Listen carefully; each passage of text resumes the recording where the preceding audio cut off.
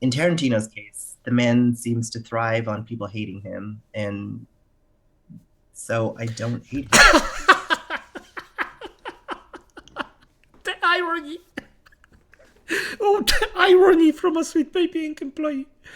Welcome, acolytes. Today I'm reacting to Sweet Baby got what it deserved. Sweet Baby Inc. did some naughty things again. I actually don't know what they did, but at the end of the day, let's just see what they actually were meant to do here. And by the way, I'm reacting to a video from Rev. Again, Rev says this. Like, subscribe, you know the shebang. And let's just start. Hey, what's up, guys? Rick here. So today we're once again talking about the ongoing downfall of Sweet Baby. Yeah, by the way, bullies, racists, all the bad things you can think about, they... the bullying part is just so... They perfected it. They just go in to smaller firms and say, okay, you either do this, pay us a lot of cash so we can destroy your game, or we're gonna bully you on the internet. Freaking disgusting. It's okay. Now, we know gamers have rejected this company in any game that they have collaborated with, but Yep. it seems clear now that the industry itself is starting to reject Sweet Baby. Finally.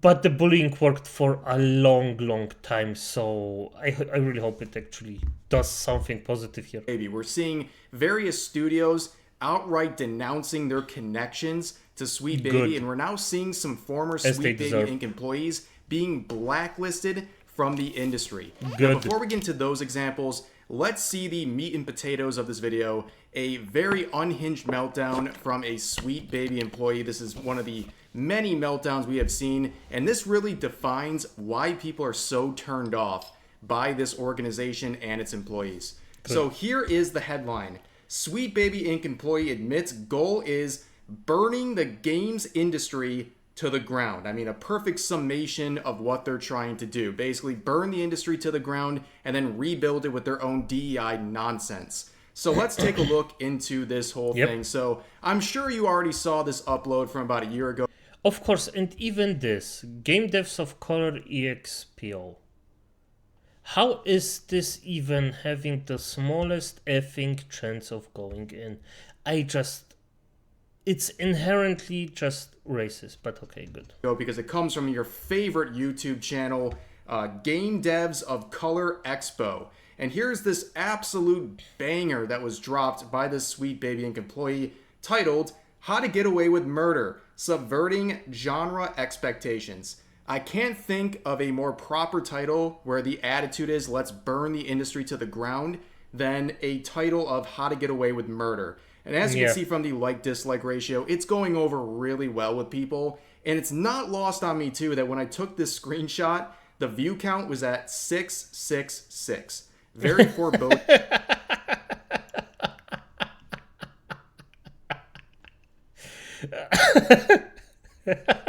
Perfect.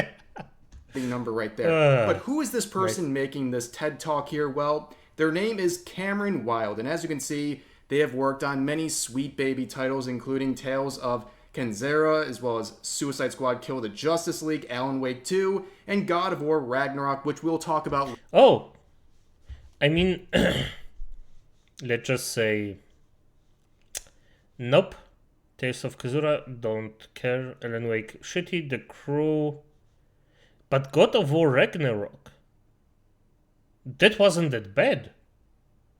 It was a really, well, at least story-driven game. I didn't play it myself. But story-driven, story-wise, it was awesome. I just think that they just didn't let them make any decisions. Yeah. Later in this video. Now, for the PowerPoint presentation itself, I will just describe the beginning of this video just to give you a sense of what we're dealing with, and then we'll watch some clips from it. So, I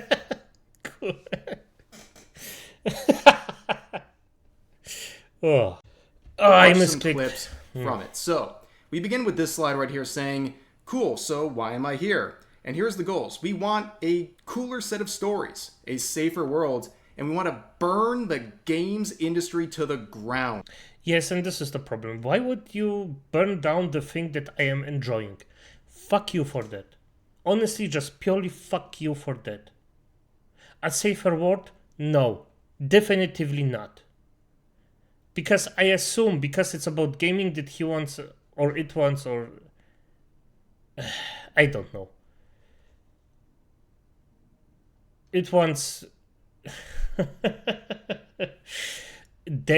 I think, yeah, they want... They just want to sterilize the gaming world. I mean, for fuck's sake, no, I like it. I mean, Forever Winter. I am more of the type of this kind of games where one mistake could just lead you to death. I like it. I like it if it's harsh. And cooler stories. Nah, fam. Nah, fam. Not you. Nope. Yes, they want to burn it to the ground and then rebuild it with their own DI-infected nonsense. That is the entire goal of Sweet Baby from the start, and they're not even subtle about it. Yep. Here's another slide talking about really what's appropriate and what they're trying to do with their various stories. And you can see right here, some of their goals is to stop people who are uncomfortable hearing that not every story is theirs to own. And when they're Stop people are uncomfortable hearing that not every story is there to own. Okay, so you wanna stop 5 people in the entire fucking world? Because I don't think that anybody thinks that they own the story they are just reading.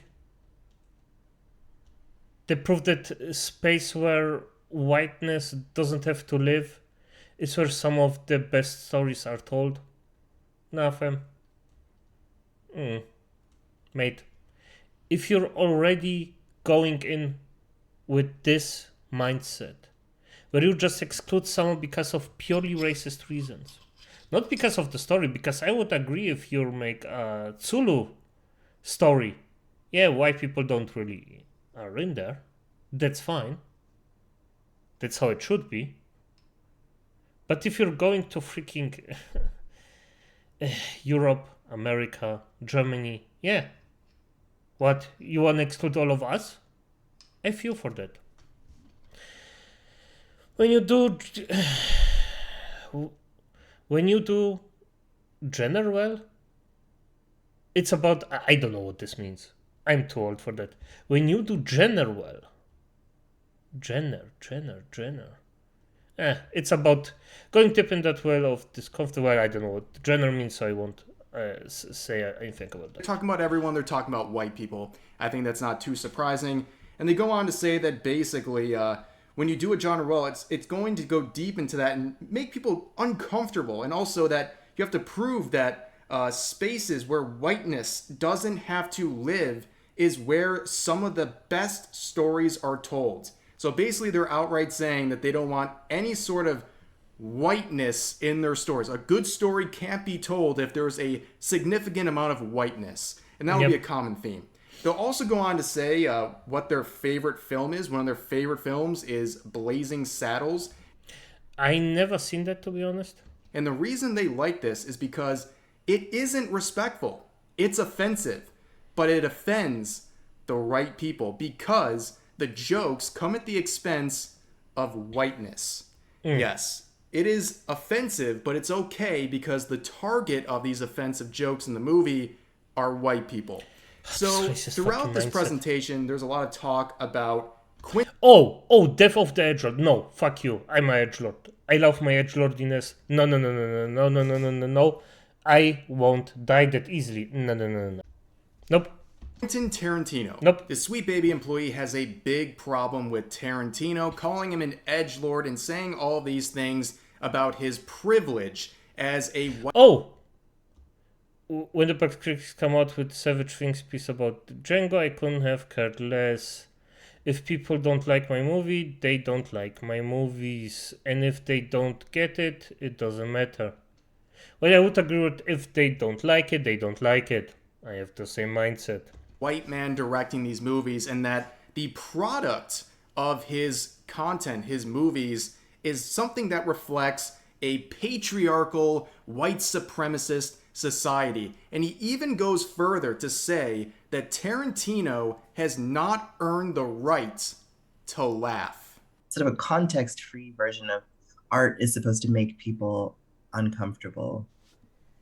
As an auteur, Quentin Tarantino feels like someone who grasps after edginess when they don't really have any human tragedy to explore the depths of.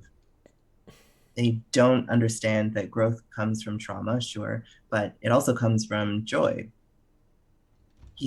No, not really. Growth doesn't really come from joy. You can have a positive reaction or a positive thing that happens to you, and well, I mean, most positive reactions just don't let you grow that much. Negative reaction lets you grow way, way, way, way, way quicker. It's just you still need positive reaction so you don't go full cycle, but no. He holds a no pain, no gain kind of mentality that. And I already hate this. And you gotta tell me that I have to respect a person like this. I don't mean the freaking color. If I see even one comment about this, you're instantly out here. I mean, this person is just so freaking constantly, instantly goes aggressive in my face, says that because of my skin color, I am not worthy of having good stories, goes in or even happiness, I assume. And this is just no respect. Unshakably rooted in white supremacist patriarchal values. In a scene where the KKK are shown to be a crew of bumbling idiots, we get a feeling that Tarantino is almost there and capable of some genuinely good comedy.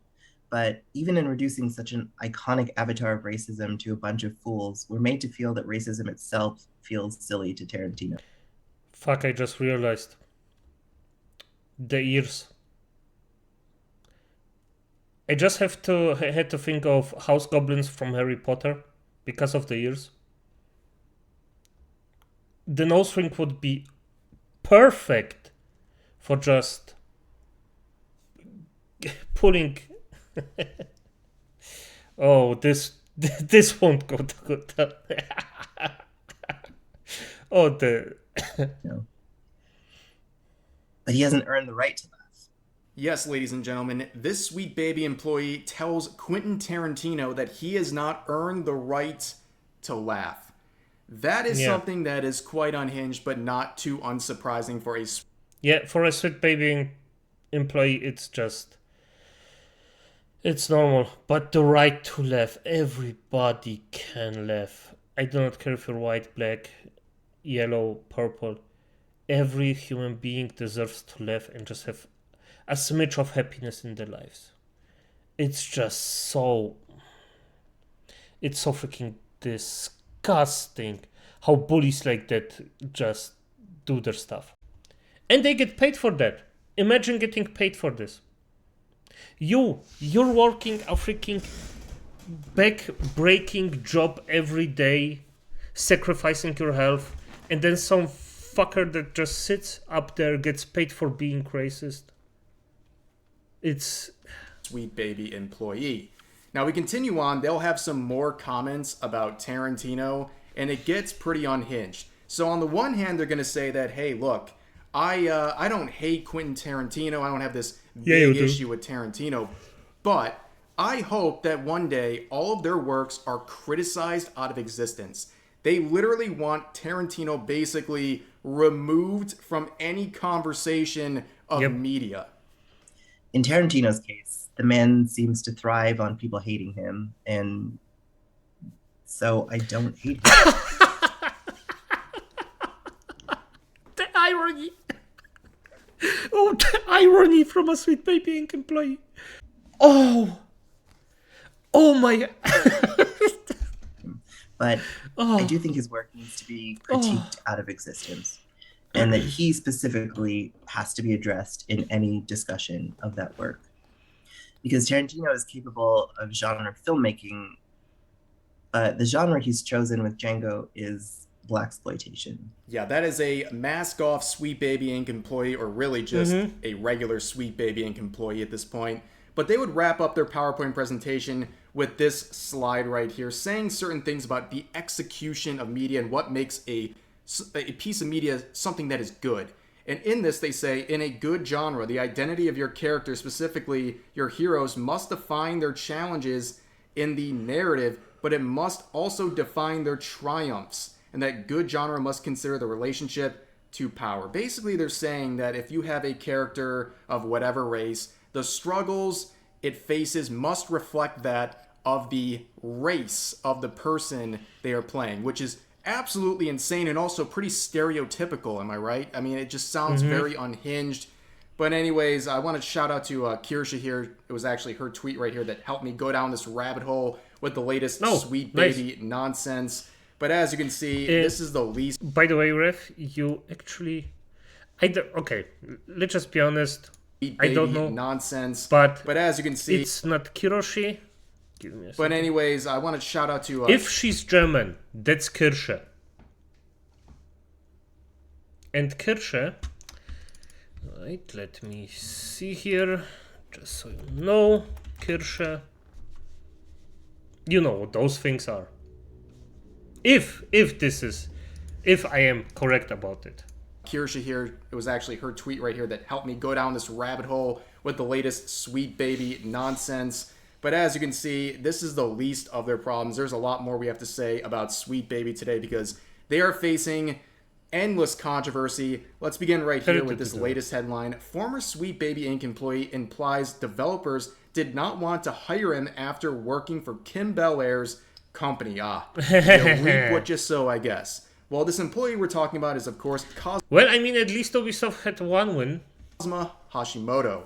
We've talked about him a couple times in the past week or so because he is a Sweet Baby Inc. employee, a former one. He worked there until 2023, and he was used in a New York Times article that was defending Ubisoft and Assassin's Creed Shadows from criticism stemming from this release. Yeah, of course. In the article... It's the I have a black friend argument.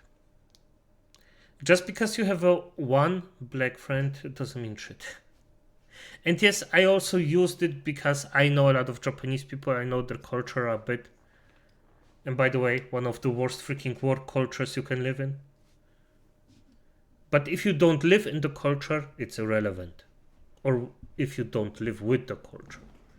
Just because you have one person that says something against it.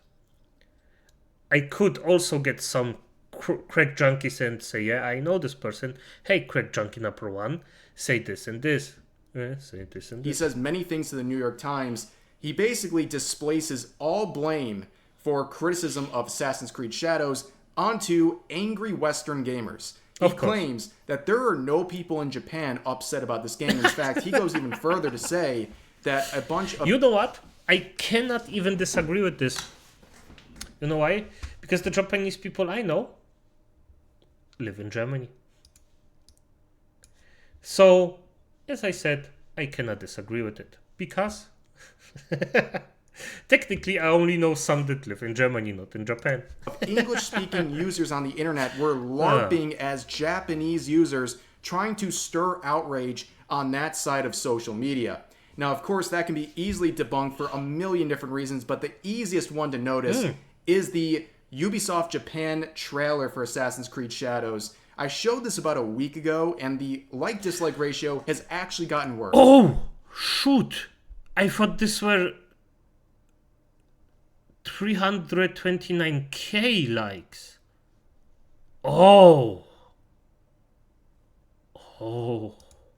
Back then, it was about 97% dislikes. Ouch. Now, it's at like 98+%. It's actually gotten worse. In that time period, it's gained only a few, like a single-digit number of likes, but another 2,000 dislikes. It's actually impressive how bad this like-dislike ratio is. Yeah, it is. Now, what's interesting here is that Cosma would actually go onto Twitch and do a live stream where he would talk about this whole situation with Sweet Baby, and this was captured by Smash JT here in a now deleted VOD from Twitch, where he would go on, Hashimoto would talk about how basically his couple of years working at Sweet Baby has caused him actual trouble in the hiring process currently, where he is having a hard time finding jobs because of his connection to Sweet Baby. It's literally like a scarlet letter. You know what? You deserve it. I don't care. You're not a victim here. If you join a company that bullies people, you deserve it. You deserve the harsh punishment. I don't care. It's good. It's good that he actually struggles with finding a job. And I hope that every single worker in with Baby Inc., Sweet Baby Inc., will have struggles of finding work. Because you know what the company is about. And if you ejected the entire thing before it got so big, it's fine. You probably won't have any problems. But right now, where it got a bad rep, and you want to eject now, hey, you deserve it. You went in and abused and bullied people, and now you're just in. And even if you didn't directly bully people, you supported people who bully people. I don't care about you. Honestly, I hope he doesn't find a job. To be completely honest. A in the industry because nobody wants to work with anyone connected with Sweet Baby. Good. You guys do know, like, there are definitely jobs that I've had where, like, people have seen, like, the fact that I've worked for Sweet Baby, and it's been, like, a year since I've even worked with them. And it's just on, like, a contractual basis when I was, so, like, just periodically for, like, a couple of years. Periodically for a couple of years. And it's only for a couple of years. Because a couple of years isn't any time. It's not that you worked with them once. No, a couple of years. Periodically. But a couple of years. Only a couple of years. Literally be like, hey, are we going to get harassed for hiring you? And I think that really sucks. That instead of being like, we'll protect our employee, the employer or potential person giving you the contract will be more concerned about that than protecting their employees. Yes, you can hear the world's smallest violin playing for... And I disagree with him, because if I would hire someone and I seen that they work for Sweet Baby Inc., I wouldn't give them a freaking fuck about them. I'm not gonna hire someone who actually supports bullies, and I don't care about their personal life. It's done. Hashimoto here. Basically, nobody feels sorry for you. You worked with Sweet Baby. Yep. You took the money to help integrate all this DI nonsense into games for years, and you even turned around after you were already no longer employed with Sweet Baby to defend Ubisoft in Assassin's Creed Shadows in a New York Times article where you make yourself basically the highlight, the main source that all this outrage over the game is limited to a bunch of angry bigots in the West. The whole thing is absolutely ridiculous, but not the only thing that Sweet Baby is dealing with right now. So, as you can see by the headline here, the Sweet Baby effect. God of War Ragnarok, peak player count, less than half of God of War. Now, looking at the situation, you can see that God of War Ragnarok is a Sweet Baby product. And another one, kind of like Alan Wake 2, where people who defend Sweet Baby always point to these games saying, wow, what a success. Well, as it turns out, since the recent Steam release of Ragnarok, their peak concurrent player count of 31,000 is less than half of what the Steam peak concurrent player count. Ooh. Good.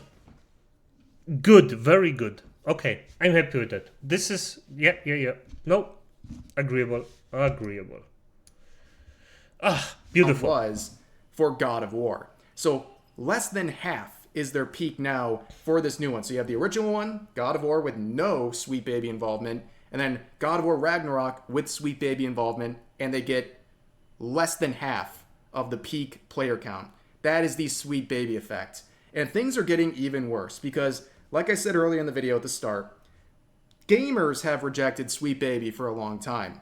But now the industry is starting to reject Sweet Baby, and whether that is fully within their desires, I don't know. Maybe they've been forced to do it at this point because they know as a business it's a bad thing to be associated with them. But things have gotten to a boiling point where you see this this headline: Sweet Baby Inc. removes Square Enix from its client list on its website. And as you can see, a long time ago, they were planted right there. You can see them between Ubisoft and Warner Bros., which is a terrible spot to be in. I would not want to be between those two companies. Ubisoft facing a million flops right now. And on top of that, Warner Bros. Responsible for the Suicide Squad Kill the Justice League flop that cost them $200 million. And the most egregious thing, the Nemesis system. If you don't know what the Nemesis system is, it's a freaking awesome system from Shadow of War, where you basically, well, breed your own freaking enemies. New orcs, new stories. It's beautiful.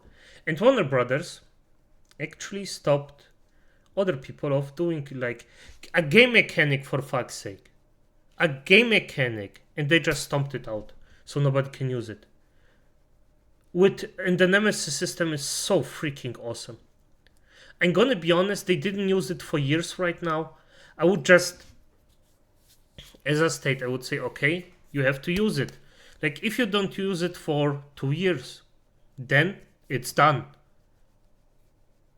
Everybody else can use it. It's released. But now you see the client list, they have been removed.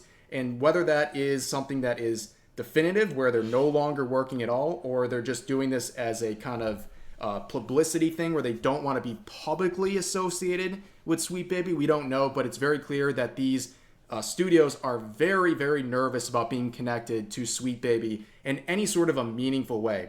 And on top of that, I want to point out here one more thing. Whenever I see this, I think it's important to include people on the Japanese side of Twitter are also noticing this stuff involving Sweet Baby, which I think is very important because the same thing happened with anime and manga localizers when there was a lot of drama involving that about a year ago, where Japanese users were completely unaware that all this nonsense was happening in localizations of Japanese products.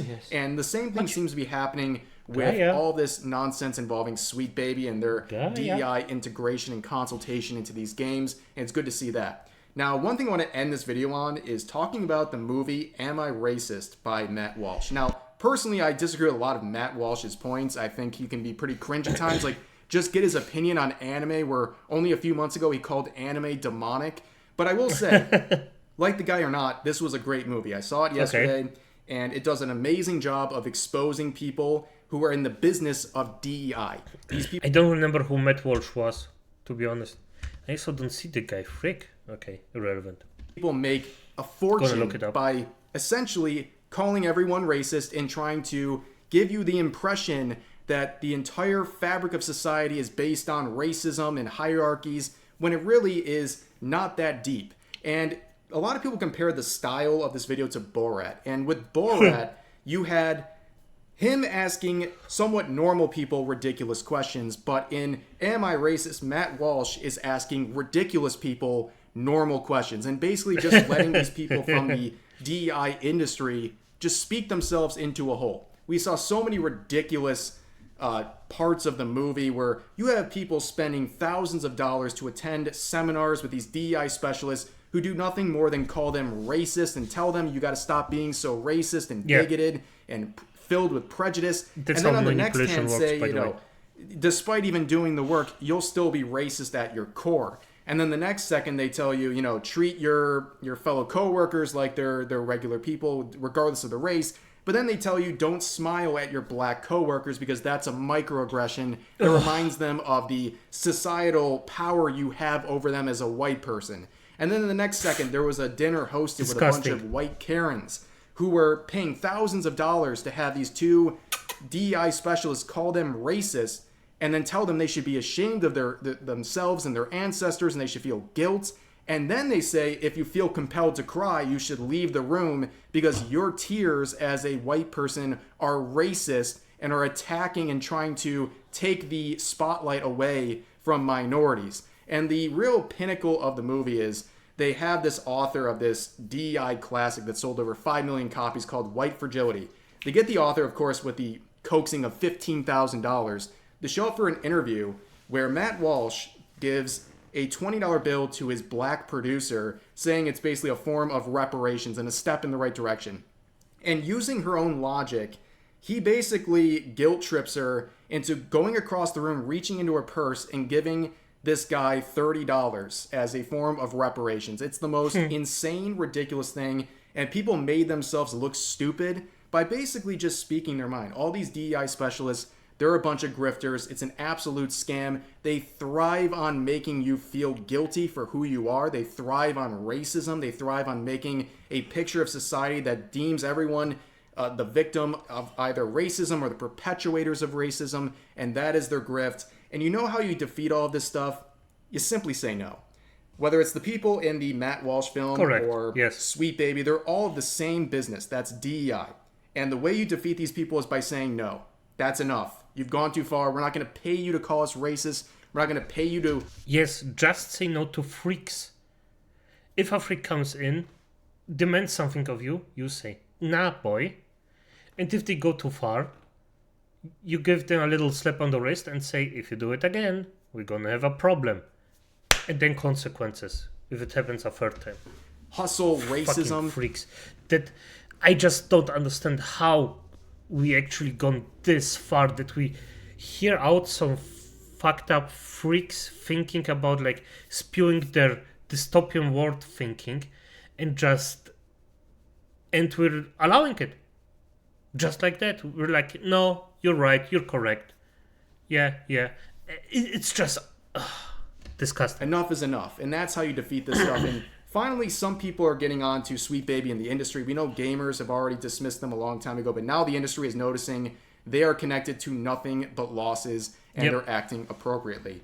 But for now, that's going to do it for this video. Obviously, a lot. Okay, as always, acolytes, Rev, legendary. He did what he did. And I hope you enjoyed this. Good night.